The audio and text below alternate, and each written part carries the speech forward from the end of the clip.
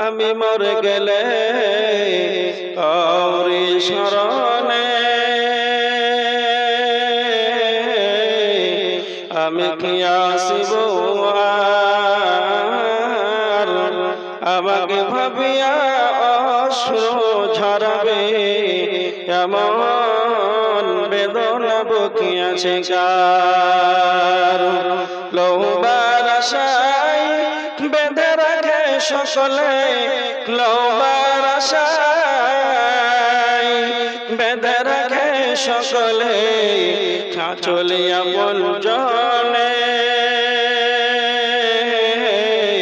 ভেবে নেবে তারা ভেবে নেবে তারা আমাকে কিছু দিতে পারিবে না আমাকে ভাবিয়া অশ্রু ঝরাবে এমন বেদনা বকে আছে কার আশার যাওয়া যাওয়ার আশা আশার যাওয়া যাওয়ার আশা দুনিয়ার নীতি শোনো গো বন্ধুগণ আখ আমি গেলে গাল তুমি যাবে নিষ্ঠার নাই কোনো খোঁজ আমি মরে গেলে কাউরি শরণে আমি কি আসিব আর আমাকে ভাবিয়া অশ্রু ঝরাবে এমন বেদনা বুকে আসে কার উপস্থিত সম্মানীয় শ্রদ্ধেয় সুযোগ্য আজকে সবার সভাপতি মহোদয় সামনে উপস্থিত দিনদার ইমানদার পরহেজগার মুসল্লিন ইকরাম সমস্ত প্রশংসা আল্লাহ সুবহানাহু ওয়া তাআলা তিনি প্রশংসার দাবিদার তিনি আমাদের প্রশংসার দাবি রাখেন তিনি একা ছত্রের মালিক তার প্রশংসা করে আমরা শেষ করতে পারবো না তাই সংক্ষিপ্ত প্রশংসা সেই মহান মনিবের দেওয়া একটি ছোট্ট লাভে দাঁড়াই আমরা সকলে একবার শুকরিয়া আদায় করি সবাই জোরে বলেন আলহামদুলিল্লাহ জোরে একবার বলেন আলহামদুলিল্লাহ তারপরে আমাদের ধর্মের গুরু কর্মের নেতা নিষ্পাপ নিষ্কলঙ্ক মহাপুরুষ মহানির্ভেজাল বৈজ্ঞানিক 570 খ্রিস্টাব্দে মামিনার গর্ভে মক্কা নগরে মামিনার লাল নবী মক্কি নবী মাদানী নবী মুহাম্মদ রাসূলুল্লাহ সাল্লাল্লাহু আলাইহি ওয়াসাল্লামের প্রতি শতকোটি শান্তির ধারা বিবর্ষিত হোক আল্লাহুম্মা সাল্লি আলাইহি আল্লাহুম্মা বারিক আলাইহি আজকে আপনাদের মসজিদ কেন্দ্রিক আলোচনায় এই সভায় আমি কয়েকটি কোরআন থেকে আয়াত এবং কয়েকটি হাদিস পাঠ করেছি এই আয়াত এবং হাদিসকে সামনে রেখে আলোচনা করব নিয়ত করেছি কিন্তু প্রথম কথা শুনে আলোচনা করব আল্লাহ যতদূর আমাকে ক্ষমতা দেয় সেই রকম ভাবে আমি চেষ্টা করব আপনাদেরকে একটা বিষয়ের উপরে কথা বলার তার আগে যারা আমার ডানে বামে সামনে যারা দাঁড়িয়ে আছে একটু সামনে বসে যান যারা চেয়ারে আছেন ভাই একটু সামনে চলে আসুন দেখেন এই চেয়ারওয়ালা যারা আমরা চেয়ারে বসে আছি যাদের পা ভাঙা অচল তারাই বসবে চেয়ারে কেন তোমার আচ্ছা এই চেয়ারে যারা বসে আছে ভালো করে তোমার আব্বার বয়সে দাদার বয়সে বুড়া মানুষটা নিচে বসে আছে আর তুমি পা ঝুঁকাচ্ছ একটু লজ্জা থাকা দরকার একটু নিচে বসে যাও এই চলো নিচে যাও আর যারা আপনারা সামনে দাঁড়িয়ে আছে একটু সামনে বসে যান এটা সব গেছে নাকি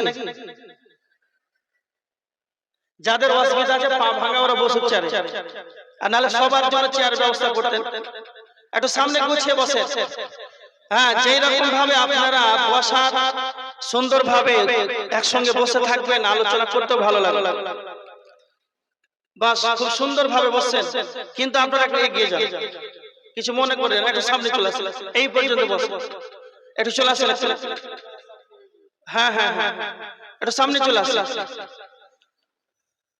আর বাজারে ঘোরাফেরা না করে আমরা অনেকে দান করলাম। শেষের বেলায় কিছু কোরআন হাদিসের আলোচনা শুনবো, এরকম একটা নিয়ত যেন আমাদের থাকে। সবাইকে আমার অনুরোধ যেন সবাই স্টেজের সামনে বসে। দেখেন আমার দিকে তাকান। আপনাদের সম্মুখে আজকে আলোচনা করব মুমিন কি করে আপনি চিনতে পারবেন। আমরা ভাবছি মসজিদে মাথা ঠুকলেই, মসজিদে গেলে ইমানদার, এটা আমরা ভাবছি, তাই না? জি না। পোশাক যারা সাদা জুব্বা পরে আছে, কারা? অনেক মানুষ আছে সাদা পোশাক, দাড়ি বড় বড় আছে। এই রকম ভাবে আমরা পোশাক দেখে ইমানদার দাবি করছি যে এরা পোশাকে মনে হয় ইমানদার। না, পোশাকে মুমিন হওয়া যায়। কেন? বর্তমান সমাজের ভিতরে এমন এক পরিস্থিতি দেখা দিয়েছে, প্রায় মসজিদে দেখা যায় এসে মুয়াজ্জিনকে এসে বলছে, মুয়াজ্জিন সাহেব আমি অনেক দূরের মুসাফির, আমাকে থাকার জন্য ব্যবস্থা করে দেন মসজিদের ভিতরে। ওর জন্য দেশি মুরগা রান্না হচ্ছে, শোয়ার বালিশ বিছানা রেডি হয়ে গেল, মসজিদে থাকতে দিয়েছে। আর থাকার পর রাত্রিতে ব্যাটারি মেশিন চুরি করছে না, করেন আপনাদের নিয়ে পালিয়ে যাচ্ছে। তার মানে ও ব্যক্তি এশারের সালাত জামাতের সঙ্গে ইমামের পিছনে সালাত আদায় করেছে। ভালো করে কথা শুনে। তার মানে ও পাঞ্জাবি পরিধান, পাঞ্জাবি দাড়ি সব ঠিক আছে, এশারের সালাতে জামাতে আদায় করলো। তারপরে সে চুরির মতন এত বড় একটা পাপে লিপ্ত হয়ে গেল। এই জন্য পোশাক দেখে আপনি ইমানদার ভাবিয়েন না। আপনি বাহির রাজ্যে চলে যাবেন, অন্যান্য বিভিন্ন রাজ্যে, কলকাতা যান, দিল্লি বোম্বে যাবেন, তো বড় বড় জুব্বা পরে আছে, আলখাল্লা পরে আছে, আর সিগারেট খাচ্ছে। আপনারা দেখেছেন? কেউ দেখেছেন আপনারা? আছে। তার মানে পোশাক পরে ধান করে আছে বলে আপনি ইমানদার বলবেন? এটা না। কি দেখলে আপনি বুঝতে পারবেন? একটা কথা আপনাকে বলি, বর্তমান সমাজের মানুষ কেমন ইমানদার, কতটুকু ইমানের দাবি করে, কতটা ইমান আছে। আমি একবারে টাটকা একটা ঘটনা বলছি। কালকে, গতকালকে আমার জলসা ছিল দিনাজপুর বোতলবাড়ি। তো আমি রায়গঞ্জে নেমে ট্রেন থেকে নামলাম, তো ওই মেহান্দ্রা ওইগুলো অটোগুলো তো চাপলাম। তো 9 জন 8 জন প্যাসেঞ্জার আছে, ড্রাইভার গেলে 9 জন। তো একটা আমার পাশে বয়স্ক মানুষ বসে আছে, বয়স মানে প্রায় 50 ধরে, হাই প্রেসারের রোগী, মাথায় এমন ভাবে মফলারটা বেঁধেছে। কেন বেঁধেছেন বলছে আমার প্রেসার যেন মাথায় না উঠে যায়। তো এই মানুষটা অসুস্থ মানুষ, মুসলমান, তার নাম। আমাকে খুব শ্রদ্ধা করলো, খুব ভালোবাসলো, খুব আমাকে ভালোবাসলো যে হুজুর মানুষ। তো এই ব্যক্তির কথাটা বলছি, তার নাম জানি না আর নামটাও বলছি না। সেই ব্যক্তি গাড়িতে উঠলো, আর গাড়িতে উঠার পর জানেন রায়গঞ্জ থেকে ছেড়ে মাত্র 3 কিলোমিটার একটা খারাপ বেরিয়ে এখন পর্যন্ত আছে। রাস্তাটা খুব নরম, ভাঙাচোরা রাস্তা, আর টোটোর চাকাতে ছোট, বুঝতে পারছেন, এরকম ভাবে কাত হয়েছে। তখন ওই মুরব্বী তখন বলছে, আরে ড্রাইভার, মানে চ্যাংড়া করে আছে পোতার বয়সে, বলছে এখানে ডবল বিসমিল্লাহ বল। কত?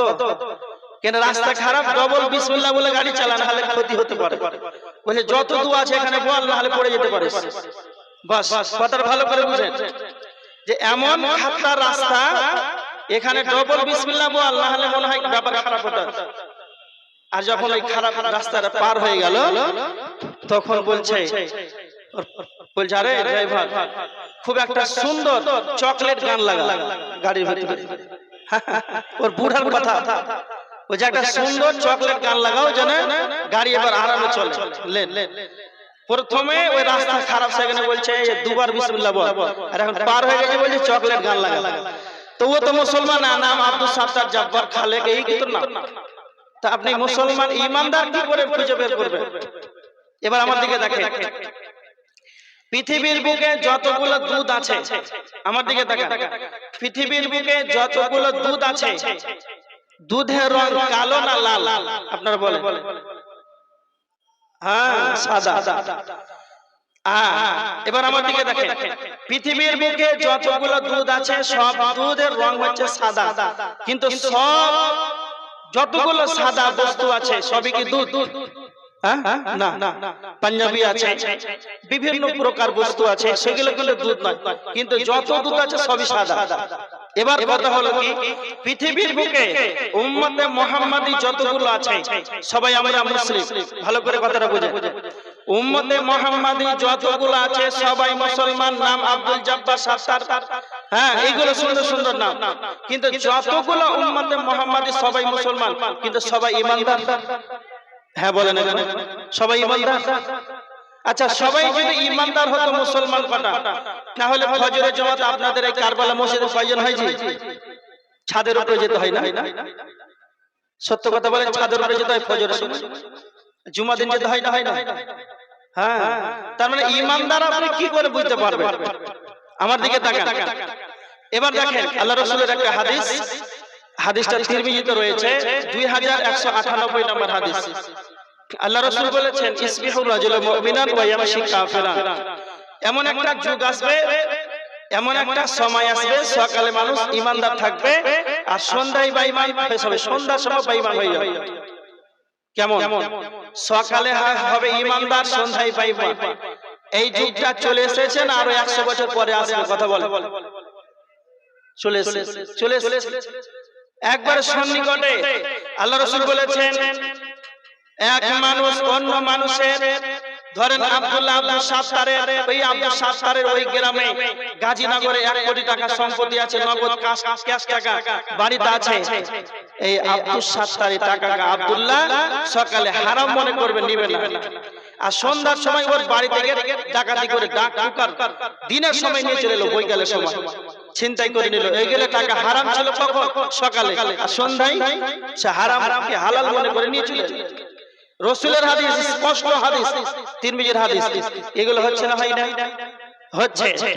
আর যদি কালে বেশি বুঝতে অসুবিধা হয়, তাহলে কিছুদিন আগে একটা গান কাঁচা বাদাম ভাইরাল হয়েছিল না? হয়নি? হ্যাঁ বলে, ওই মহিলাটা ওই চাচার সঙ্গে ডান্স করেছিল। ওই মহিলাটা হিন্দু না মুসলমান জানেন? মুসলিম, বাড়ি কোথায়? বাংলাদেশ। আমার কথা এতটুকু যে মুসলিম কান্ট্রি, মুসলিম দেশের মহিলা, মুসলিম দেশের মুসলিম পরিবারের মুসলমানের জন্ম, মুসলমানের মেয়ে মুসলিম হয়ে ঈমানটাকে সামান্য কোন দুনিয়ার স্বার্থে বিক্রি করে দিল। তার মানে ওর হালাকে ঈমান ছিল, কিন্তু কিছু টাকার লোভে দুনিয়াতে ঈমান বিক্রি করে দিল। এটাই আল্লাহ রাসূল বলেছেন, এমন একটা যুগ আসবে যে সকালে ঈমানদার, সন্ধ্যায় বেঈমান হয়ে যাবে। এবার দেখেন আল্লাহ রাসূল বলেছেন, ঈমানদার, সত্যিকারের মুসলমান ঈমানদার তারাই হবে যার থেকে মানুষ নিরাপদে থাকবে। মুসলিম শরীফের হাদিস, হাদিস নাম্বার 67। আল্লাহ রাসূল বলেছেন, মান সালিমাল মুসলিমুনা মিন লিসানিহি ওয়া ইয়াদিহি। সত্যিকারের মুসলমান সেই যার হাত এবং মুখ থেকে নিরাপদ থাকবে। এখন মানুষ নিরাপদ, বাড়ির প্রতিবেশীও নিরাপদ নয়। একটা ট্রেনে 5 জন সিটে 5 জনই মুসলমান বসে আছে, আর হাওড়া নামছে কুলিক এক্সপ্রেসে কিংবা আপনাদের কাটিয়ার এক্সপ্রেসে সকালে নামছে রাত 3টার সময়, তো মুসলমানের একজনের দেখছে টাকার ব্যাগ টানে, মোবাইল টানে, তাহলে ওর হাতের দ্বারাতে মুসলমান নিরাপদ নাই, সে ঈমানদার হতে পারে না। এবার দেখেন বুখারীর হাদিস, আল্লাহ রাসূল কি বলেছেন? হযরত আনাস রাদিয়াল্লাহু তাআলা আনহু তিনি বর্ণনা করেছেন, বুখারীর 13 নম্বর হাদিস, বিশ্ব নবী বলেছেন, লা ইউমিনু আহাদুকুম হাত্তা ইউহিব্বা লিআখিহি মা তুহিব্বু লিনাফসিহি। আল্লাহর নবী বলেছেন, প্রকৃতপক্ষে মুমিন ততক্ষণ পর্যন্ত হতে পারবে না নিজে যেটা পছন্দ করবে তার ভাইয়ের জন্য সেটা পছন্দ করবে। তার মানে ওই ব্যক্তি ততক্ষণ পর্যন্ত ঈমানদার হতে পারে না যতক্ষণ পর্যন্ত তার নিজের জন্য যেটা পছন্দ করবে তার ভাইয়ের জন্য সেটা পছন্দ করবে। তার মানে মুমিন যে হবে রে, মুমিনের উচিত নিজে যেটা ভালোবাসবে তার ভাইয়ের জন্য ভালোবাসবে, এটা মুমিনের উচিত হয়ে যাবে। এবার একটা হাদিস শুনেন, তিরমিজি শরীফের হাদিস 2305 নম্বর হাদিস। হযরত আবু হুরায়রা বিশ্বনবীর বেশি বেশি হাদিসগুলোকে শ্রবণ করতেন। যতগুলো রাবী হাদিস বর্ণনা করেছেন, যতগুলো সাহাবী হাদিসগুলোকে বর্ণনা করেছেন, সব চাইতে বেশি হাদিস বর্ণনা করেছেন হযরত আবু হুরায়রা। হযরত আবু হুরায়রা রাদিয়াল্লাহু তাআলা আনহু তিনি স্বয়ং বলছেন, বিশ্বনবী নবী মুহাম্মদুর রাসূলুল্লাহ সাল্লাল্লাহু আলাইহি ওয়াসাল্লাম বিশ্বনবী আমার হাত ধরে 5খানা কথা বলেছিলেন। 1 নাম্বার থেকে 2 নাম্বার থেকে 3 নাম্বার পর্যন্ত 4, 5, 5টা কথা বলেছিলেন। তার ভিতরে 3 নাম্বার হলো ওয়া আহসিন ইলা জারিকা তাকুন মুমিনান। আল্লাহর নবী হযরত আবু হুরায়রাকে বলেছিলেন, আবু হুরায়রা তুমি তোমার প্রতিবেশীর সঙ্গে সৎ আচরণ করবে, তোমার প্রতিবেশীর সঙ্গে ভালো ব্যবহার করবে, তাকুন মুমিনান, তবে তুমি ঈমানদার হয়ে যাবে, তবে তুমি মুমিন হয়ে যাবে।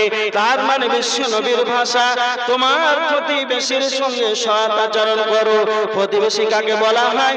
সেই জায়গাতে আপনি বসবাস করছেন, আপনার ডানে বামে সামনে পিছনে যেইগুলো বসবাসকারী ব্যক্তিত্বগণ আছেন, এদেরকে এদের সঙ্গে যেন সৎ চরিত্রবান হয়ে যেতে হবে, এদের সঙ্গে সৎ ব্যবহার করতে হবে। তো বিশ্ব নবী বলেছেন, তোমার আশেপাশে যেইগুলো বাড়ি আছে রে, তোমার প্রতিবেশীর দেখভাল করো, তাদের সঙ্গে ভদ্র ব্যবহার করো, তো তাকুন মুমিনান, তবে তুমি ঈমানদার হয়ে যাবে। নাম্বার 4, হযরত আবু হুরায়রাকে বলেছিলেন, আবু হুরায়রা ওয়াহিব্বা লিন-নাস মা তুহিব্বু লিনাফসিহি। আবু হুরায়রা তুমি যেটা পছন্দ করবে সেটা তুমি অন্যদের জন্য সেটা পছন্দ করবে। তার মানে তিরমিজির হাদিস, বুখারীর হাদিস আল্লাহর নবী বলেছেন, বুখারীর হাদিস 13 নম্বর হাদিস নবীজি বলেছেন, তুমি যেটা পছন্দ করবে সেটা তোমার ভাইয়ের জন্য সেটা পছন্দ করবে। আর এটা তিরমিজি 2305 নম্বর হাদিস। আল্লাহর নবী আবু হুরায়রার হাত থেকে ধরে বলেছিলেন, আবু হুরায়রা তুমি যেটা পছন্দ করবে সেটা তুমি অন্যদের জন্য পছন্দ করে নেবে। সেটা বাড়িতে হবে, গাড়িতে হবে, ট্রেনে, স্টেশনে, এয়ারপোর্ট, জলহীন প্রান্তে, জলে, সমুদ্রে, যেখানে তুমি মানুষ মনের ভিতরে যেখানে তুমি থাকো না কেন, সদা সর্বদা সব জায়গায় তুমি যেটা পছন্দ করবে অন্যদের জন্য পছন্দ করবে।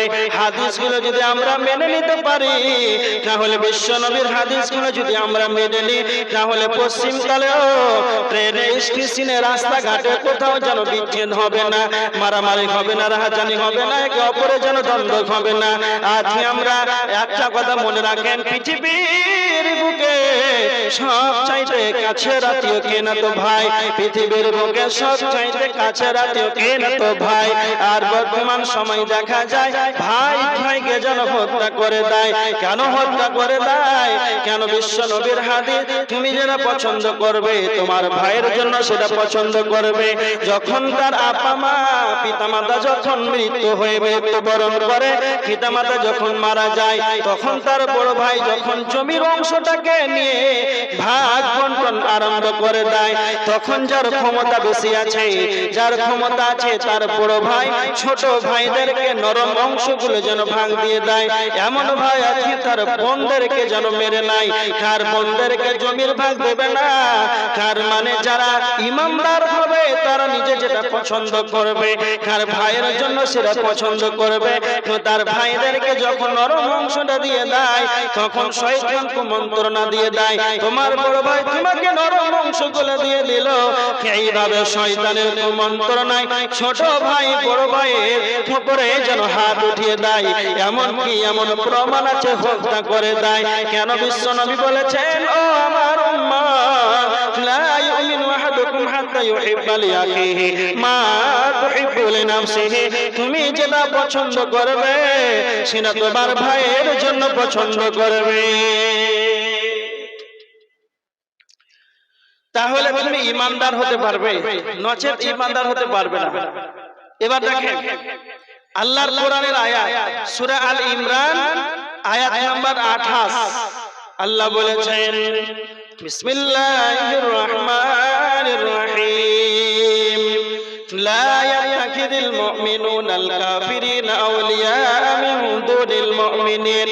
আল্লাহ সুবহানাহু ওয়া তাআলা এই আয়াতের ভিতরে আল্লাহ বলেছেন মুমিনগণ যেন মুমিনের সঙ্গেই যেন বন্ধুত্ব করে।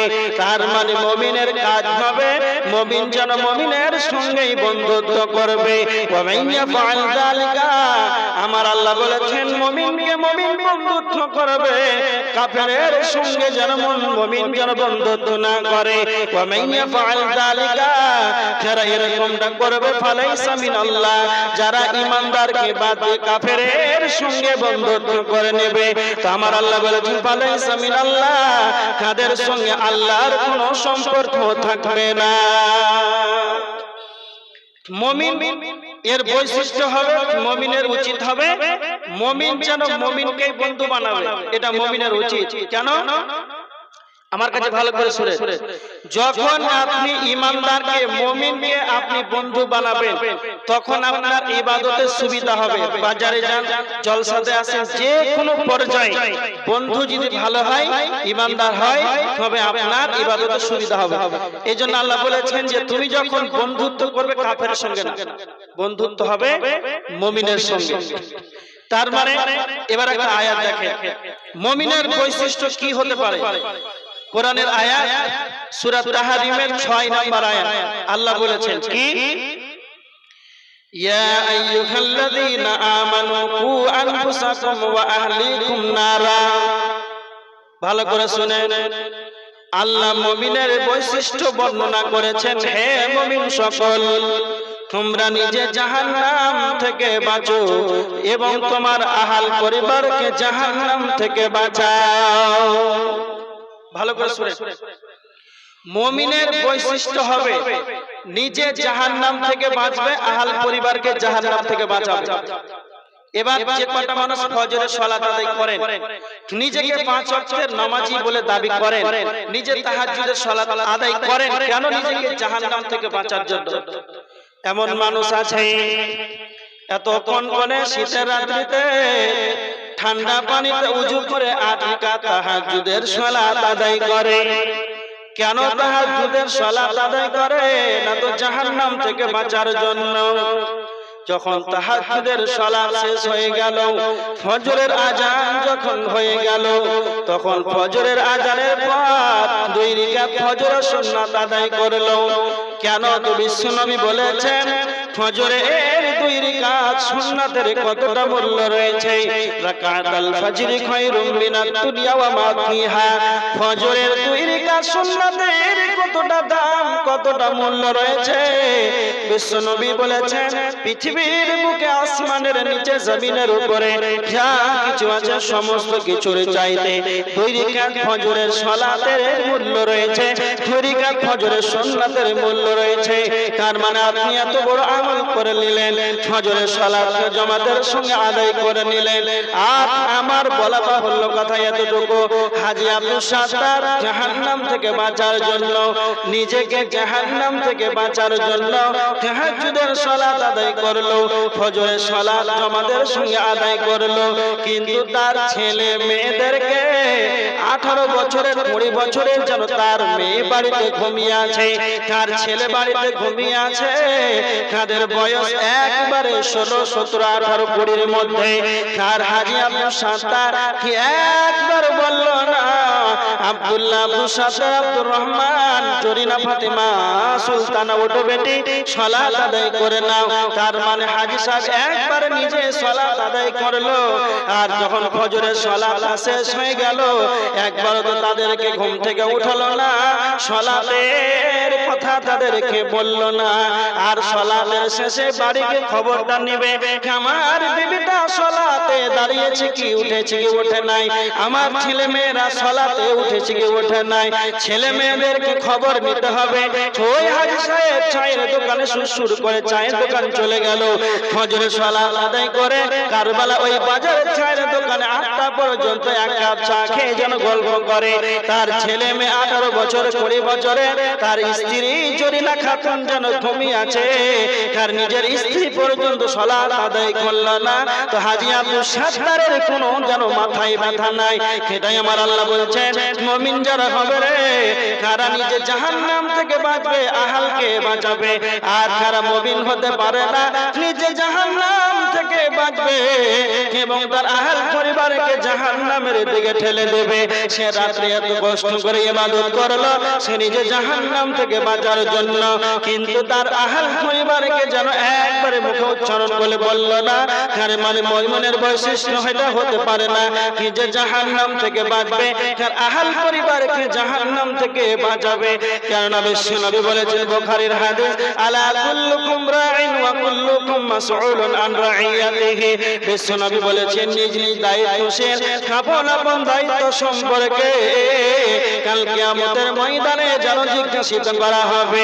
তারপরে নবীজি বলেছেন আর রাজুলু রাইন ফি আহলিহি ওয়া হুয়া মাসউলুন আন রাইয়াতিহি। তার পরিবারের অভিভাবক হলো আপনার 3টা ছেলে আছে, 3টা মেয়ে আছে, আপনার একজন স্ত্রী আছে, আপনার পরিবারে আপনার অধীনস্থে 7 জন যেন ব্যক্তি রয়েছে। এই আপনার অধীনস্থদের সম্পর্কে কাল কিয়ামতের ময়দানে যেন জিজ্ঞাসিত করা হবে। তার মানে আপনি আপনার পরিবারের অভিভাবক, আপনার ছেলে মেয়ে যদি সালাত আদায় না করে, নিজের স্ত্রী যদি সালাত আদায় না করে, তাহলে কাল কিয়ামতের ময়দানে আপনাকে জবাব দিতে হবে। এই জন্য বিশ্বনবী বলেছে তোমরা নিজ নিজ তোমরা প্রত্যেকেই দায়িত্বশীল, আর কাল কিয়ামতের ময়দানে আপন আপন দায়িত্ব সম্পর্কে জিজ্ঞাসা করা হবে। তুমি তাহাজ্জুদের সালাত আদায় করলে, ফজরের সালাতটাকে জামাতের সঙ্গে আদায় করলে, আর তোমার গোটা পরিবারটাই যেন ঘুমিয়ে আছে, সকাল 8টার সময় যেন ঘুম থেকে ওঠে, এটা মুমিনের বৈশিষ্ট্য হতে পারে না।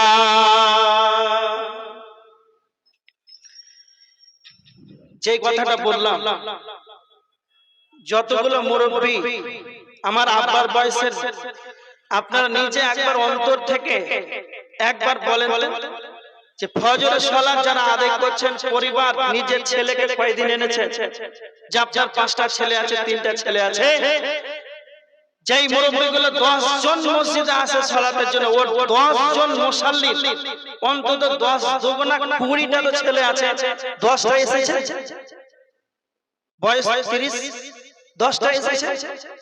জি আসে, তাদেরকে তো বলতে হবে, বলে না জি? তাহলে এটা আসল ভালোবাসা?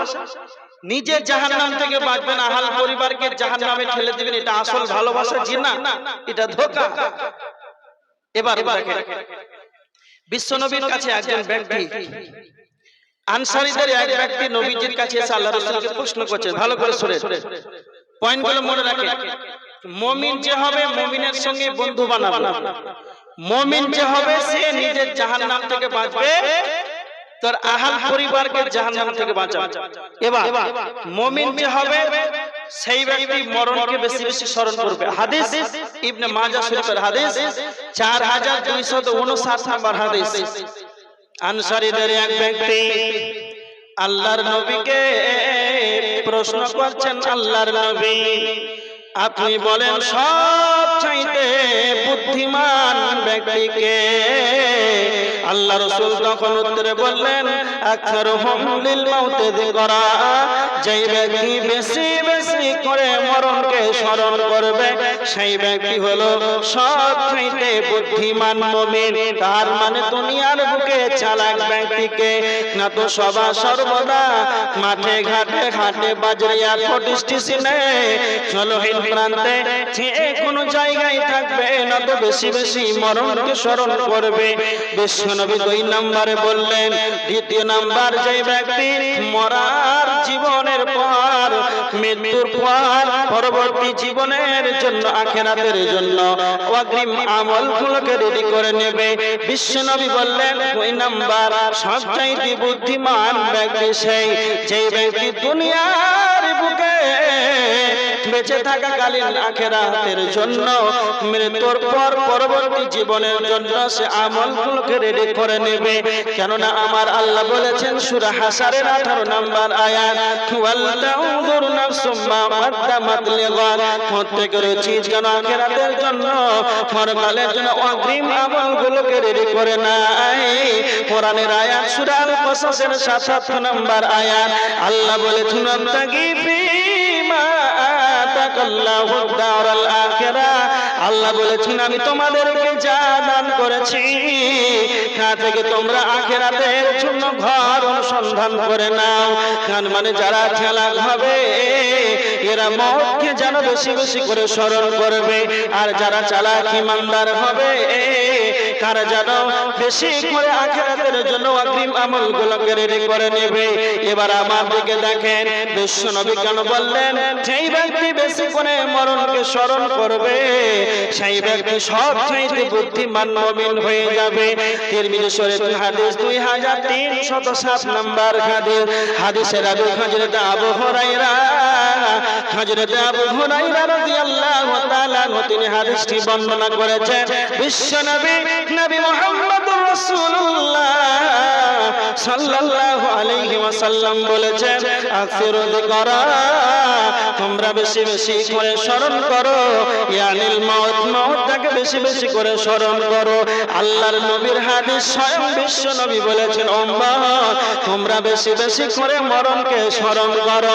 আল্লাহর নবী কেন মাউতকে বেশি বেশি করে স্মরণ করার কথা বলেছেন?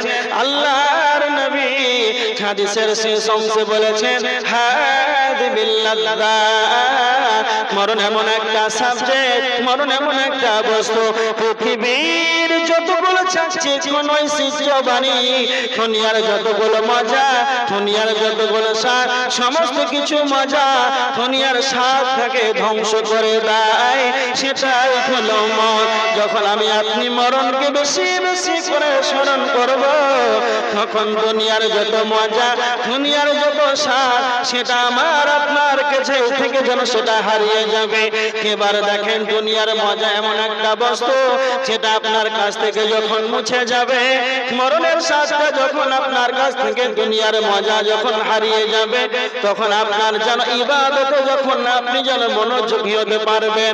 হারিস বিন মালিক, বিশ্বনবী বলেছেন হারিস বিন মালিক তুমি বলো তোমার সকাল বেলাটা কিভাবে কেটেছে? হারিস বিন মালিক তুমি বলো। তখন বিশ্বনবীকে বলেছিলেন আল্লাহর নবী আমার সকালবেলা যেন প্রকৃত ইমানদার হিসাবে, প্রকৃত মুমিন হিসাবে কেটেছে। বিশ্বনবী তখন বললেন হারিস বিন মালিক তুমি বলো তুমি যে নিজেকে তুমি নিজেকে পাকা ইমানদার বলে দাবি করেছো, আমার সকালবেলা যেন ইমানদার মুমিন হিসাবে কেটেছে। আল্লাহর নবী তখন বললেন প্রত্যেকটা কথার জন্য হাকিকাত থাকে, সত্যতা লুকিয়ে থাকে। হারিস বিন মালিক তুমি বলো তুমি যে নিজেকে ইমানদার বলে দাবি করছো, এর তিন তুমি প্রমাণ করেছো বলো। তখন হারিস বিন মালিক বললেন তিনটা কথা বলেছিলেন আল্লাহর নবী। প্রথম নাম্বার আমার পৃথিবীর দুনিয়ার মজা, দুনিয়ার স্বাদ যেন আমাকে ভালো লাগছে না। আমি দিনের সময় আমি যেন শুরু সাদেক থেকে নিয়ে সূর্যাস্ত পর্যন্ত যেন অনাহারে থাকে, সিয়াম পালন করি, আমি যেন দিনের সময় যেন পিপাসার্থ অবস্থায় কাটিয়ে দেই। তিন নম্বর বলেছিলেন বিশ্বনবীকে আমি রাত্রি বেলায় যেন বেশি বেশি করে ইবাদত করে, এই জন্য আমি নিজেকে ঈমানদার বলে দাবি করেছি, তার মানে ঈমানদার সে হবে দুনিয়া থেকে ভালো লাগবে না, দুনিয়ার মজা দুনিয়ার স্বাদ যেন তাকে হারিয়ে যাবে। আর মসজিদে সর্বদা যেন সে থাকবে আল্লাহর ইবাদতে যেন নিয়োজিত থাকবে। আল্লাহর নবী একদিন তার সাহাবীদেরকে বলছেন, সাহাবীরা তোমরা শুনে রেখে দাও, হাদিসটা তিরমিজি শরীফের হাদিস 2527 নম্বর হাদিস। বিশ্বনবী সাহাবীদেরকে বলছেন, তোমার সাহাবীরা তোমরা শুনে রেখে দাও, এমন একটা জান্নাত আছে, এমন একটা দামি জান্নাত রয়েছে যার ভিতর থেকে যেন বাহিরে দেখা যায়, আর যার বাহির থেকে যেন ভিতরে দেখা যায়। নবীজি বলছেন এমন একটা দামি জান্নাত রয়েছে যার বাহির থেকে ভিতরে দেখা যায়, যার ভিতর থেকে যেন বাহিরে দেখা যায়। আল্লাহর নবীকে সাহাবীরা বলছেন, ইয়া রাসূলুল্লাহ, এত সুন্দর দামি জান্নাতে কারা যাবে? কি আমল করলে এত সুন্দর দামি জান্নাতের ভিতরে যাওয়া যাবে? আল্লাহর নবী তিনখানা আমলের কথা বললেন। লিমান আতাবাল কালাম ওয়া আদামাস সিয়াম ওয়া সাল্লা বিল লাইলি ওয়ান নাস নিয়াম। এক নাম্বার নবীজি বললেন লিমান আতাবাল কালাম, যার মুখের ভাষা ভালো হবে সেই ব্যক্তি এত সুন্দর দামি জান্নাতের ভিতরে চলে যাবে। দুই নাম্বার নবীজি বললেন ওয়া আদামাস সিয়াম, যারা বেশি বেশি করে সিয়াম পালন করবে। রমজান মাসের ফরজ সিয়াম, এটা আমাদের উপরে ফরজ। এই ফরজ সিয়ামটা দিত যতগুলো নফল সিয়াম আছে, মুহররমুল হারামের মাসে নফল সিয়াম রয়েছে, শাবান মাসের সিয়াম রয়েছে, জিলহজ মাসের 1 থেকে 9 তারিখ পর্যন্ত সিয়াম আছে। এক কথায় যারা নফল সিয়ামগুলোকে এমনিতেই যেন বিশ্বনবী মাসে 3 দিন যেন সিয়াম পালন করতেন। আল্লাহর নবী সপ্তাহে 2 দিন সিয়াম পালন করতেন, সোমবারের দিন, বৃহস্পতিবারের দিন। এইভাবে যারা নিয়মিত নফল সিয়াম আদায় করবে, বিশ্বনবী বলেছেন যারা বেশি বেশি করে সিয়াম পালন করবে তারা এত সুন্দর দামি জান্নাতে চলে যাবে। নাম্বার 3 নবীজি বললেন ওয়া সাল্লা বিল লাইলি ওয়ান নাস নিয়াম, যারা রাত্রিতে সালাত আদায় করবে, মানুষ যখন ঘুমিয়ে যাবে। আপনাদের শামসেরগঞ্জ থানা, কাজীনগর, কারবালা এলাকা যতগুলো আছে, এই সমস্ত এলাকার মানুষ সকলেই যেন ঘুমিয়ে আছে, কারো যেন সারা পাওয়া যায় না। কেমন অবস্থায় যেন আপনি বিছানা থেকে একাকে উঠে গেলেন, এমন সময় বিছানা থেকে উঠে গেলেন, নিজের স্ত্রী পর্যন্ত জানে না, নিজের হাল পরিবার জানে না, পিতা মাতা পর্যন্ত জানে না।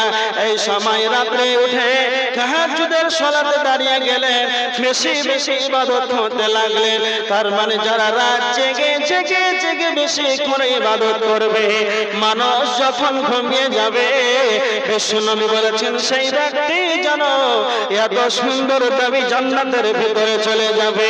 তার মানে যারা ঈমানদার হবে, এরা তাহাজ্জুদের সালাত আদায় করবে, এরা রাত্রিতে ইবাদতের মধ্যে যেন লিপিবদ্ধ হয়ে যাবে। কেননা আমার আল্লাহ স্বয়ং বলেছেন কোরআনের আয়াত সূরা জারিয়াতের 17-18 নম্বর আয়াত, কানু কলিলাম মিনাল লাইলি মা ইয়াহজাউন, যারা মুমিন যারা হবে, এরা রাত্রিতে না খেয়ে তেল দিয়ে যেন সারা রাত কেন ঘুমাতে পারে না। কানু কলিলাম মিনাল লাইলি মা ইয়াহজাউন, মুমিন তারাই হবে রে সারা রাত কম কম কম ঘুমাবে। ওয়াবিল আসহারি হুম ইস্তাগফিরুন, আর শেষ রাত্রিতে যেন আল্লাহর কাছে ইস্তিগফার করবে। যখন ফজরের আগে, যখন একবারে ফজরের 1 ঘন্টা আগে, আধা ঘন্টা আগে তার জীবনের ছোটগুলো তার ভুল ত্রুটি আছে, কাউকে জানাবে না, তো আল্লাহকে স্বয়ং বলবে রব্বানা যালামনা আনফুসানা ওয়া ইল্লাম তাগফির লানা, হে আমার রব, নিজের আত্মার প্রতি জুলুম করেছে, তুমি ক্ষমা করো, যদি গেলে তুমি ক্ষমা না করো, লানাকুনান্না মিনাল খাসিরিন, আমি ক্ষতিগ্রস্তের অন্তর্ভুক্ত হয়ে যাব। রাত্রিতে যেন ঈমানদার যারা হবে, এদের দিনের বেলাতে উঠা বসা, লেনদেন, ক্ষেত খামার, অফিস আদালতে, যে কোনো জায়গাতে যেন পাপ হয়ে যেতে পারে। কেননা মানুষ বলতেই পাপ হবে, আদম সন্তান সন্তান যেন প্রত্যেকে আদম সন্তান পাপের ভিতরে যেন জড়িয়ে আছে। আমরা যদি আদম সন্তান যদি পাপ না করতাম, আল্লাহ আমাদেরকে ধ্বংস করে দিতেন, অন্য জাতি যেন তৈরি করতেন। আদম সন্তান তো পাপ করবে, এটাই স্বাভাবিক। যখন আপনার খামার দ্বারা যখন কোন ভুল হয়ে যাবে, সদা সর্বদা নিজেকে লজ্জিত হয়ে অপমানী ভেবে আল্লাহর কাছে ইস্তিগফার করতে হবে, ক্ষমা চাইতে হবে। তার মানে আল্লাহর নবী বলেছেন, ওয়া খায়রুল খাত্তাইনা তাওয়াবুন, উত্তম পাপী সেই ব্যক্তি তওবা করবে, পাপ করার পর আল্লাহর কাছে ক্ষমা ভিক্ষা চাইবে, এই ব্যক্তি হলো সবচাইতে উত্তম পাপী। তার মানে আমার বলা বাহুল্য কথা এতটুকু, যারা ইমানদার হবে এরা কম করে ঘুমাবে, রাত্রিতে যেন ইবাদতে এরা লিপ্ত হয়ে যাবে, তাহাজ্জুদের ইবাদত করবে, কোরআন তেলাওয়াত করবে, এক কথায় রাত জেগে যেন কম ঘুমাবে, রাত জেগে যেন বেশি ইবাদত করবে। বিশ্বনবী নবী মুহাম্মদুর রাসূলুল্লাহ সাল্লাল্লাহু আলাইহি ওয়াসাল্লাম, তিনার আগের গুনাহ পাপ, পিছনের গুনাহ মাপ, তিনি ছিলেন নিষ্পাপ, তার সামনে পিছনে ডানে বামে কোন রকম যেন কোনো গুনাহ ছিল না। তারপর বিশ্বনবী নবী মুহাম্মদুর রাসূলুল্লাহ সাল্লাল্লাহু আলাইহি ওয়াসাল্লাম এত লম্বা তিলাওয়াত করতেন, এত বড় সূরাগুলো তিলাওয়াত করতেন। বিশ্বনবীর হাদিস আছে, বুখারীর হাদিস নাম্বার 1130 নাম্বার হাদিস। আল্লাহর নবী যখন ফজরের আগে যখন রাত্রি জেগে ইবাদত করতেন, লম্বা সূরাগুলো তিলাওয়াত করতেন। আল্লাহর নবীর হাদিস স্পষ্ট, বুখারীর হাদিস, ইমাম বুখারী হাদিসটা এনেছেন। আল্লাহর নবী যখন সালাতে দাঁড়িয়ে যেতে, হাত্তাদারি মুকদ্দামাহু আও সাকাহু, বিশ্বনবীর যেন পা দুটো যেন একেবারে খুলে যেত। সাহাবীরা বলতেন, বিশ্বনবী, আল্লাহর নবী আপনি বলেন আপনার ডানে বামে পিছনে কোন রকম যেন কোনো গুনাহ নাই, আপনি নিষ্পাপ হওয়ার পর কেন আপনি এত রাত জেগে আপনার এত কিসের কারণে আপনি এতটা ইবাদত করছেন, আপনার যেন পা যেন খুলে যায়। বিশ্বনবী তখন বলেছিলেন, আফালা আকুনু আবদান শাকুরা, আমি কি আল্লাহর কৃতজ্ঞশীল বান্দা হব না? আমি কি আল্লাহর শুকরিয়া আদায় করব না? শুকরিয়া আদায় শুরু বিশ্বনবী নিষ্পাপ হওয়ার পরে তিনি এতটা লম্বা তেলাওয়াত করতেন, তাহাজ্জুদের সালাত আদায় করতেন। আর আমরা আজকে সাধারণ সমাজের মানুষ, কানে বামে সামনে পিছনে গুনাহ, তারপরে যেন রাত্রিতে উঠে একবারও ইবাদতে যেন লিপ্ত হলাম না, শেষ রাত্রিতে যেন আল্লাহর কাছে ক্ষমা চাইলাম না। আমরা সাধারণ মানুষ, আমাদের চলাফেরা পাপ তো স্বাভাবিক হবে, তারপরে আমরা কয়বার আল্লাহর কাছে ক্ষমা চেয়েছি। মুমিন হিসাবে মুমিনের উচিত হবে আল্লাহর কাছে ইস্তিগফার করবে, কম ঘুমাবে, বেশি রাত্রিতে ইবাদতে লিপ্ত হবে, শেষ রাত্রিতে ইস্তিগফার করবে, আল্লাহর কাছে ক্ষমা চাইবে। এগুলো মুমিনের উচিত। বলেন কয়বার আমরা ভুল করার পর আল্লাহর কাছে লজ্জিত হয়ে ক্ষমা চেয়েছি? কয়বার? বিশ্বনবী সাল্লাল্লাহু আলাইহি ওয়াসাল্লাম ৭৭ বারের অধিক তিনি দিনে ১০০ বার আল্লাহর কাছে ইস্তিগফার করতেন, ক্ষমা চাইতেন। যার পাপ ছিল না সেই ১০০ বার ক্ষমা চাইতেন, ৭৭ বারের অধিক আল্লাহর কাছে ক্ষমা চাইতেন। আর আমরা পাপ থাকার পর আমরা সালাতে যাই, তাহাজ্জুদ কি বলবো? আল্লাহ রাসূল সাল্লাল্লাহু আলাইহি ওয়াসাল্লাম বলেছেন, বুখারীর হাদিস 1131 নাম্বার, আল্লাহ রাসূল বলেছেন, আমাদের সালাতের চাইতে সর্বাপেক্ষা উত্তম সালাত হচ্ছে দাউদ আলাইহিস সালাতু ওয়াস সালামের সালাত। ভালো করে মনে রাখবেন। কেন? আল্লাহর নবী বলেছেন, আমাদের সালাতের চাইতে সর্বাপেক্ষা উত্তম সালাত সেটা ছিল হযরতে দাউদ আলাইহিস সালাতু ওয়াস সালামের সালাত। কেন দাউদ আলাইহিস সালাতু ওয়াস সালামের সালাত আল্লাহর কাছে পছন্দনীয়? দাউদ আলাইহিস সালাতু ওয়াস সালাম রাত্রির বেশিরভাগ সময়টা দাউদ নবী সালাতে যেন দাঁড়িয়ে থাকতেন। এই জন্য বিশ্ব নবী বলেছেন দাউদ আলাইহিস সালাতু ওয়াস সালাম রাতের বেশিরভাগ সময়টাকে সালাতে দাঁড়িয়ে থাকতেন। এর জন্য আমাদের চাইতে সর্বাপেক্ষা উত্তম সালাত হলো দাউদ আলাইহিস সালাতু ওয়াস সালামের সালাত। দেখেন বিশ্ব নবী তো রাত জেগে ইবাদত করতেন, স্বয়ং দাউদ আলাইহিস সালাতু ওয়াস সালাম রাত অর্ধেকেরও বেশি রাত দাউদ আলাইহিস সালাম সালাতে দাঁড়িয়ে থাকতেন। রাত্রে কতটা ইবাদত করতেন, সালাত আদায় করতেন। এবার আমরা কেমন মুসলমান, তাহাজ্জুদ তো দূরের কথা, অর্ধেক রাত তো দূরের কথা, যেটা আমাদের উপরে 5 ওয়াক্তের সালাত সেটাই আমাদের কাছে হচ্ছে না। তো আল্লাহ বলেছেন সূরা আনফালের 3 নম্বর আয়াতের ভিতরে, মুমিন যারা হবে আল্লাযীনা ইউকিমুনাস সালাত, আল্লাহ বলেছেন মুমিন যারা হবে তারা সালাত আদায়কারী হবে। ভালো করে শুনেন, কোরআনের আয়াত। আল্লাহ বলছেন যারা মুমিন হবে তারা সালাত আদায়কারী হবে, তার মানে যারা ঈমানদার হবে তারা 5 ওয়াক্তের নামাজি হবে। আমাদেরকে লক্ষ্য করেন, মুমিন কোনদিন বেনামাজি হতে পারে না, মুমিন কোনদিন বেনামাজি হতে পারে না, আর বেনামাজি কোনদিন মুমিন হতে পারে না। কথাটা কেন বললাম? মুমিনের দ্বারাতে ছোট ছোট সাগীরা গুনাহ হয়ে যেতে পারে, মানুষ বলতেই ভুল হবে, কিন্তু মুমিনের দ্বারাতে পাপ হবে না এটা নয়, পাপ হয়ে যেতে পারে। কিন্তু যখন হাইয়া আলাস সালাহ হাইয়া আলাল ফালাহ মর্জনের ডাক যখন তার কানে যখন প্রবেশ করে নেবে, সঙ্গে সঙ্গে হাজার কাজ ছেড়ে মসজিদে চলে যাবে। কামাতুস সালাহ কাতারে এসে নামাজে যেন সে লিপিবদ্ধ হবে।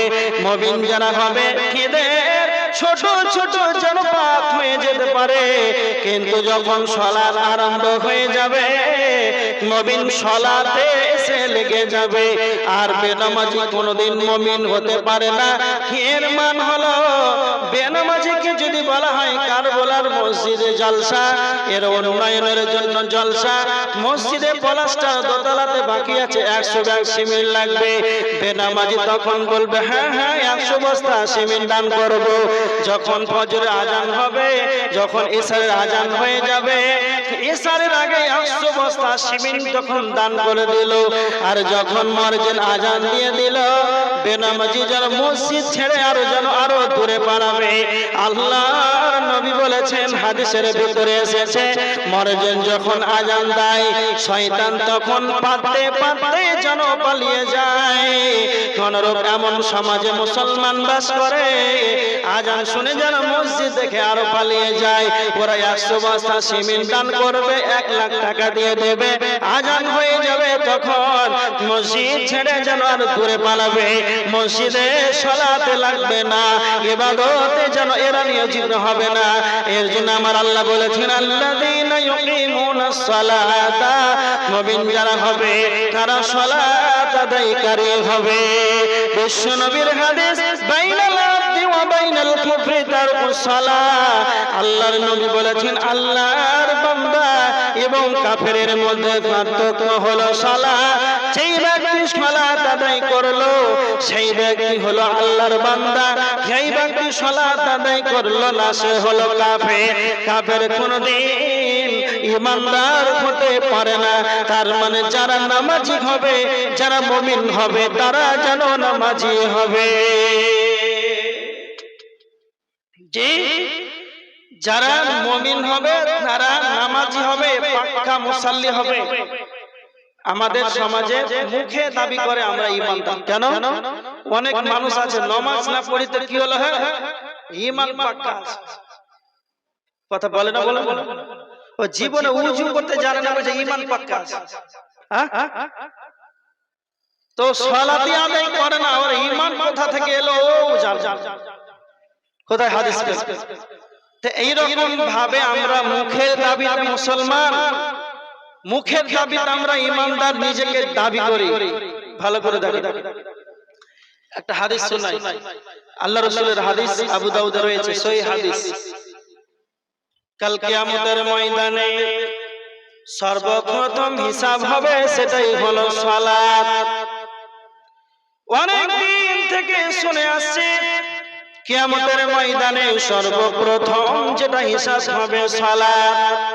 বিশ্ব নবী বলেছেন ফাইন সলহা সলহা সাইর আমালি, যদি তার সালাত আল্লাহর কাছে গ্রহণযোগ্য হয় তাহলে তার সমস্ত আমল যেন আল্লাহর কাছে গ্রহণীয় হবে। ওয়াইন ফাসাদাত ফাসাদা সাইর আমালি, যদি কালে আল্লাহর নিকটে তার সালাত গ্রহণযোগ্য না হয় তাহলে তার সমস্ত আমল যেন বরবাদ হয়ে যাবে। সে নিজে মনে করে মুসলমান, তার নাম আব্দুর রহমান, এক ওয়াক্ত সালাতে আসে না, সে নিজেকে দাবি করে আমি পাক্কা মুসাল্লি, সালাত আদায় না করি আমার যেন ঈমান ঠিক আছে। আমার দিকে দেখেন, একটা উদাহরণ দেব। কিয়ামতের দিন সর্বপ্রথম হিসাব হবে কার? সালাতে। হ্যাঁ, যার সালাত আল্লাহর কাছে গ্রহণ হবে তার সবকিছু গ্রহণ হবে, নচেত। এবার দেখেন, আপনাদের এই কারবালা গ্রামে একটা টোটো চালক আছে, টোটো চালায়, দিনে 1000 টাকা ইনকাম করে। টোটোওয়ালা চালাক মানুষ, ভাবছে প্রত্যেকদিন 1000 টাকা ইনকাম, সব টাকা খরচা করবো না, একটা অ্যাকাউন্ট খুলে পাঞ্জাব ন্যাশনাল ব্যাংকে একটা অ্যাকাউন্ট করলো, প্রত্যেকদিন 500 টাকা করে, মাসে হয় 15,000 টাকা। না, এই 15,000 টাকা অ্যাকাউন্টে জমা করছে আর 15,000 টাকা মাসে পরিবারে খরচা করছে। জি, হ্যাঁ, তো এক মাথা মোটা আপনাদের গ্রামে আছে, খুব পয়সাওয়ালা, টাকাওয়ালা। ভালো করে শুনে, ও গরিব মানুষ, বাছারা ইনকাম করে মাসে 15,000 টাকা করে অ্যাকাউন্টে জমা করতে যায়। আর আপনাদের গ্রামে অনেক পয়সাওয়ালা কিন্তু মাথা মোটা, ওদের বুদ্ধি নাই। ও দেখছে যে টোটোওয়ালা অ্যাকাউন্টে টাকা জমা করতে যাচ্ছে ব্যাংকে, তো ও বলছে আমার কি টাকা নেই, 50,000 টাকা নিয়ে জান্নাতে চালিয়ে চলে গেল। ভালো করে বুঝেন, তোর কিন্তু ওর কিন্তু পাস বই না, অ্যাকাউন্ট বই না, ছাপা মানুষ। তা এই যখন টোটোওয়ালা 15,000 টাকা মাসে বই নিয়ে, পাস বই নিয়ে জমা করে, আর ওই মাথা মোটা মাসে 1 লাখ টাকা জান্নাতে চালিয়ে চলে গেল, যা তোর থেকে বেশি দিল। এই টোটোওয়ালা কিছুদিন পর যেতে না যেতে 1 বছর পর ভাবছে একটা বাড়ি করব, ঘর করব।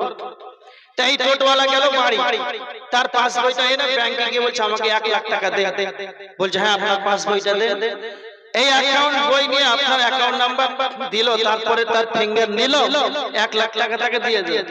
আর ওই মাথা মোটা ওর পিছনে দাঁড়িয়েছে, বলছে আমাকে 5 লাখ টাকা দেন। কেন আমি, ও যখন 15,000 দিয়েছে, আমি দিচ্ছি 1,50,000, ওর চাইতে বেশি না কম? বেশি।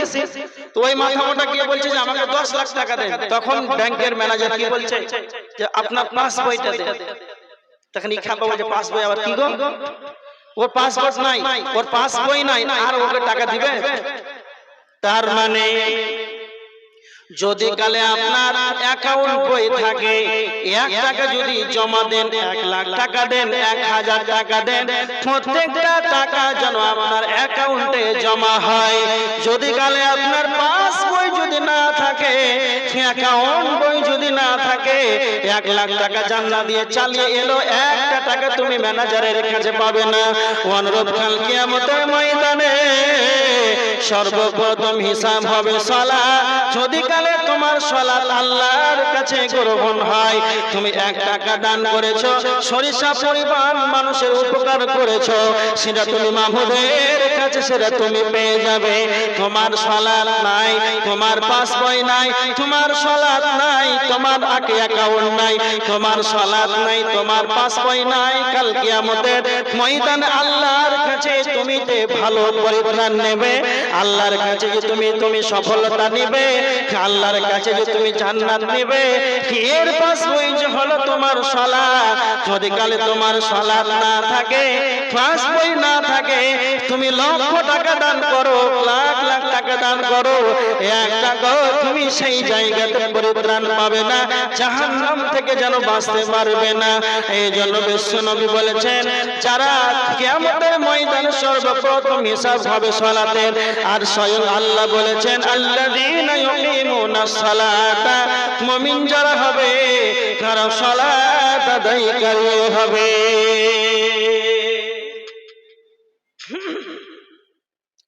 জি, আমরা যারা আলোচনা শ্রবণ করলাম 5 ওয়াক্ত নামাজ আদায় করব তো ইনশাআল্লাহ। আর যারা করব ইনশাআল্লাহ ওরাই তো বসে আছে, হ্যাঁ, যারা আমরা সালাত আদায় করব ওরাই তো বসে আছে নাকি? হ্যাঁ বলবে না তো না কে বলবে? যাই হোক, এটা আমাদের আপনাদেরই মসজিদের উন্নতি কল্পে জালসা। তো আমাদেরকে এটা হচ্ছে কোন সরকারি প্রতিষ্ঠান নয়, কোন সরকার থেকে টাকা দিবে এটাও নয়। মসজিদ আপনাদেরই মসজিদ, আপনাদেরকে টাকা দিয়ে চালাতে হবে। কে আছেন? আল্লাহর গোলাম। এই মসজিদের উন্নয়নের জন্য ওপরে শুনলাম প্লাস্টার বাকি আছে, জানালা কবাট বাকি আছে, কেউ নাই যে দরজা বাকি আছে নাকি? দরজা বাকি আছে, জানালাও বাকি আছে। এই গভীর রাতে কে আছেন? আল্লাহর গোলাম। জানালা দিবেন, একটা দরজা দিবেন, আর মোটামুটি টাকাগুলো দান করবেন, 5,000 10,000 টাকা। আল্লাহর নবী সাল্লাল্লাহু আলাইহি ওয়াসাল্লাম বলেছেন, মানুষ মরে যায়, ইযা মাতাল ইনসানা ইনকাতা আনহু আমালুহু, মানুষ মরে যায়, তার আমলগুলো বন্ধ হয়ে যায়, কিন্তু 3টি আমল ছাড়া, একটা হলো সদকায়ে জারিয়া। সদকায়ে জারিয়া আল্লাহর নবী এমন একটা ফ্যাসিলিটি দিয়েছেন, মসজিদে দান করা, এটা হলো সদকায়ে জারিয়া। আজকে আপনি 2 বস্তা সিমেন্ট দান করবেন, 1 টলি ইট দান করবেন, একটা দরজা দিবেন, জানালা দিবেন, 1 টাকা দিবেন, 1000 টাকা দিবেন মসজিদের জন্য। যেই টাকাটা আজকে আপনি নির্মাণের জন্য দিবেন, কিয়ামত পর্যন্ত এই কারবালার মসজিদ যেন এখানে প্রতিষ্ঠিত থাকবে। নীরব নগরে কবরে আপনি একা একা শুয়ে থাকবেন, সেই জায়গাতে কোনো খবর আসবে না, কোনো খবর যাবে না। মাত্র আপনার আব্বার কবরটা 3 হাত দূরে, 2.5 হাত গর্তের ভিতরে যেন শুয়ে আছে, সেই জায়গার কোনো খবর আসে না, কোনো খবর যায় না। এরকম নীরব নগরে কবরে একাকী যখন শুয়ে থাকবেন, মসজিদের জন্য যেই টাকাটা দান করবেন, এটা সদকায়ে জারিয়া। কিয়ামত পর্যন্ত আপনি শুয়ে শুয়ে নেকি পেতে থাকবেন, এর নাম হলো সদকায়ে জারিয়া। কে আছেন? কে আছেন আল্লাহর গোলাম? একটু চটচট করে আপনারা, কেউ 1000, কেউ 500 টাকা। আর সিমেন্ট কয় বস্তা এখনো বাকি আছে? সিমেন্ট 100 বস্তা পুড়েছে কি? কত ভাগ হয়েছে? সিমেন্ট 100 বস্তা পূরণ হয়নি, মনে হয় যে 18 ব্যাগ না কত ব্যাগ গুলো বাকি আছে। কে আছেন আল্লাহর গোলাম যে শেষের বেলায় সিমেন্ট গুলো 2 বস্তা 5 বস্তা করে, আর একটা মোটা অঙ্কের দান, একটা দরজা, একটা জানালা গুলো যদি আপনারা কেউ পারেন, আপনারা অনেকেই আছে পারবেন, আল্লাহর রাস্তায় মসজিদের জন্য দিবেন। আল্লাহর নবী বলেছেন, ইয়াকুলু ইবনে আদম মালি, আদম সন্তান বলে আমার মাল, আমার মাল, আমার মাল। বিশ্বনবী বলেছেন,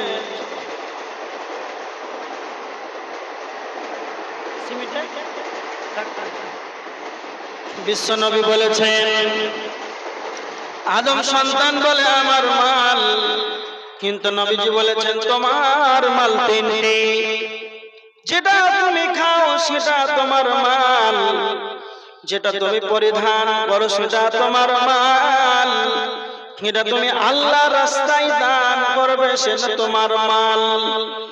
আজকে 29 তারিখ মসজিদের জন্য যেই টাকাটা, যেই সিমেন্টটা, যেই ইটটা দান করবেন, এটাই কিয়ামতের দিন আপনি পাবেন। আপনার এই মালের ভাগ যেন কেউ নেবে না। এজন্য বিশ্বনবী বলেছেন, তিনটি তোমার মাল, তার ভিতরে তুমি যেটা আল্লাহর রাস্তায় দান করবে সেটা যেন তোমার মাল।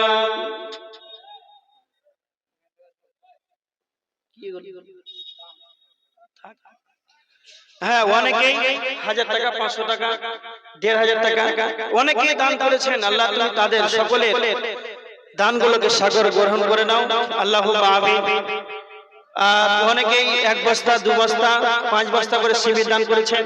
আল্লাহ তুমি তাদের দানগুলোকে সাগর গ্রহণ করে নাও। আর মহিলাদের প্যান্ডেল থেকে মা বোনেরা যদি আপনারা চান যে সিমেন্টের ব্যাগগুলো 2 বস্তা 1 বস্তা করে লিখাবো তো লিখাতে পারেন। আর শেষের সময় আপনারা যা আছে আপনাদের 500, 1000 টাকা, 2000 টাকা, কেউ খালি হাতে ফিরে যাবে না। সকলে স্টেজে আপনারা দান দিয়ে সাগরে চলে আসেন। যে যা পারবেন 500, 1000, 2000, 5000 আপনাদের যেরকম ক্ষমতা সামর্থ্য অনুকূলে একটু চেষ্টা করেন। মসজিদের জন্য উপরে প্লাস্টারের জন্য বালি লাগবে, তো সিমেন্ট অনেকেই দিয়েছেন, তো বালি তো এখন পর্যন্ত এক টলিও বালি হয়নি নাকি? কেউ যদি মনে করেন যে 100 বালু কিংবা 1 ট্রাক 1 টলি যদি বালি দান করবো তাহলে সিমেন্ট হয়েছে, বালুটাও হয়ে যাবে। কেউ নাই? আল্লাহর গোলাম, যখন আপনি মারা যাবেন আপনার সঙ্গে 3টা জিনিস যাবে। আপনার আহাল যাবে, মাল যাবে, আমল যাবে। দাফন কমপ্লিট, মাল ফিরে চলে আসবে, আহাল পরিবার সব ফিরে চলে আসবে। আপনার সাথে সঙ্গী সেটা হবে আপনার আমল। এজন্য বিশ্বনবী সাল্লাল্লাহু আলাইহি ওয়াসাল্লাম বলেছেন, বুদ্ধিমান চালাক ব্যক্তি সেই যে মরার পর, মৃত্যুর পরে পরবর্তী জীবনের জন্য প্রস্তুতি গ্রহণ করবে এই দান দিয়ে, ইবাদত করে, জিকির করে, যে কোনো মূল্যে হোক আখিরাতের জন্য, পরকালের জন্য অগ্রিম আমলগুলোকে রেডি করবে। সেই ব্যক্তি হচ্ছে সবচাইতে চালাক। এজন্য যারা চালাক হবে তারা আল্লাহর রাস্তায় দান করবে। কে আছেন আল্লাহর গোলাম 500 টাকা, 1000 টাকা দেনেওয়ালা?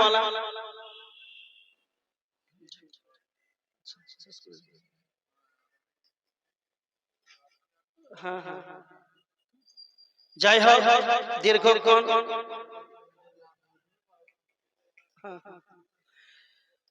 10 মিনিট 12টা পর্যন্ত আপনাদের সময়। মা বোনেরা আপনারা দানগুলো পাঠিয়ে দেন। না না,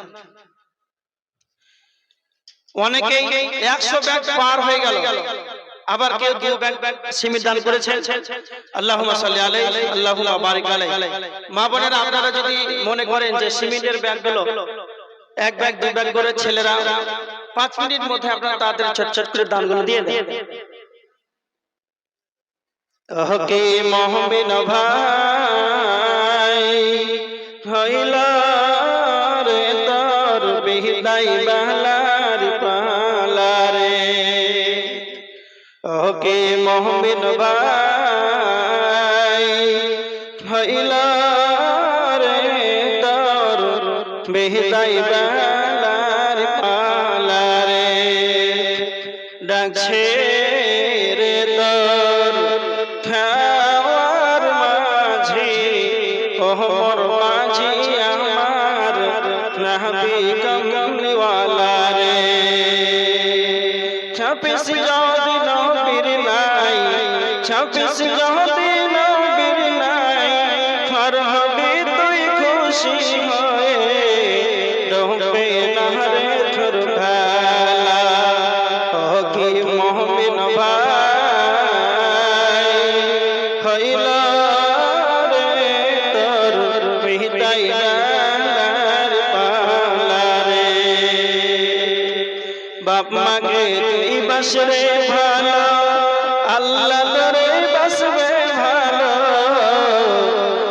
মাকে তুই বাসরে ভালো, আল্লাহ করে বাসবে ভালো, খেসব তুই বদলা পাবি রে, সেদিন ভাঙবে রে ভবের মেলা। ও কি মহবিন ভাই হইল রে তোর বিদায় বেলার পালা রে, ধোকা কি তুই খানা দে রে পিয়াসা के पानी, धोखा की तुई खाना दे रे पियासा के पानी, खेसब तुई बदला पाबि रे, सेदिन भांगबे रे भवेर मेला। ओ की मुमिन भाई हइल रे तोर बिदाय बेलार पाला रे। যাই হোক, অনেকে মসজিদের জন্য কেউ সিমেন্ট, কেউ টাকা পয়সা, কেউ সময়, কমিটি ঘন সময় এই করে অনেকেই পরিশ্রম করেছে জলসার জন্য, মসজিদের জন্য। আল্লাহ তুমি তাদের সকলের পরিশ্রমকে, টাকা, সিমেন্ট সমস্ত কিছুকে, দানগুলোকে সাগর গ্রহণ করে নাও, আল্লাহুম্মা আমিন। যারা অসুস্থ আল্লাহ তুমি তাদেরকে আরোগ্য দান করো, আল্লাহুম্মা আমিন। এখান থেকে আলোচনা ইতি করলাম। ওয়া মা আলাইনা ইল্লাল বালাগ। আসসালামু আলাইকুম ওয়া রাহমাতুল্লাহি ওয়া বারাকাতুহু।